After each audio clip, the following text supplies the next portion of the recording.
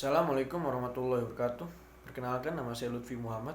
Saya dari kelas T 4305 dan NIM saya 1201190253. Di sini saya akan menjelaskan apa itu Gross Domestic Product atau GDP, atau dalam bahasa Indonesianya adalah Produk Domestik Bruto atau PDB. PDB adalah jumlah produksi barang atau jasa yang telah dihasilkan oleh unit produksi di suatu negara pada periode tertentu untuk menghitung pendapatan di suatu negara.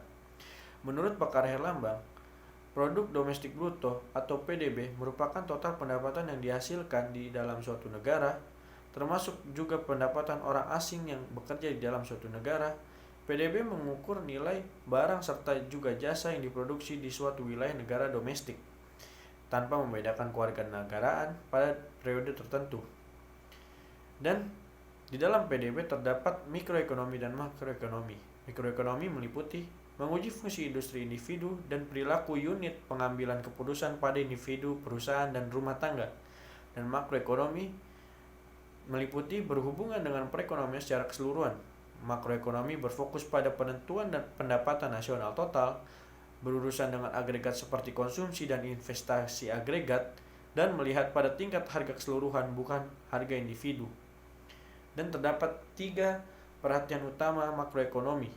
Yang pertama output growth, yang kedua unemployment, yang ketiga inflation, dan deflation. Di dalam output growth terdiri dari business cycle, aggregate output, recession, depresi, expansion or boom, contraction, recession, or slump. Dan terdapat juga komponen dari ekonomi makro adalah yang pertama household, firms, government, rest of the world, circular flow, dan transfer payment. Transfer payment adalah pembayaran tunai yang dilakukan oleh pemerintah kepada orang-orang yang tidak menyediakan barang jasa atau tenaga kerja sebagai imbalan pembayaran, termasuk tunjangan jaminan sosial, tunjangan veteran, dan tunjangan kesejahteraan. Dan ada 3 market area pada GDP.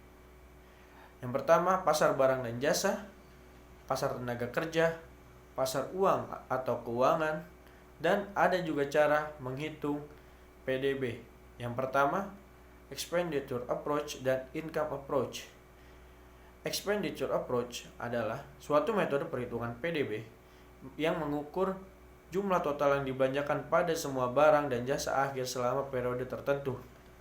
Dan income approach adalah suatu metode perhitungan PDB yang mengukur pendapatan upah, sewa, dan laba yang diterima oleh semua faktor produksi dalam memproduksi barang dan jasa akhir. Jadi kesimpulannya adalah PDB, yaitu nilai suatu barang atau jasa yang diproduksi suatu negara pada periode tertentu untuk menghitung pendapatan di suatu negara.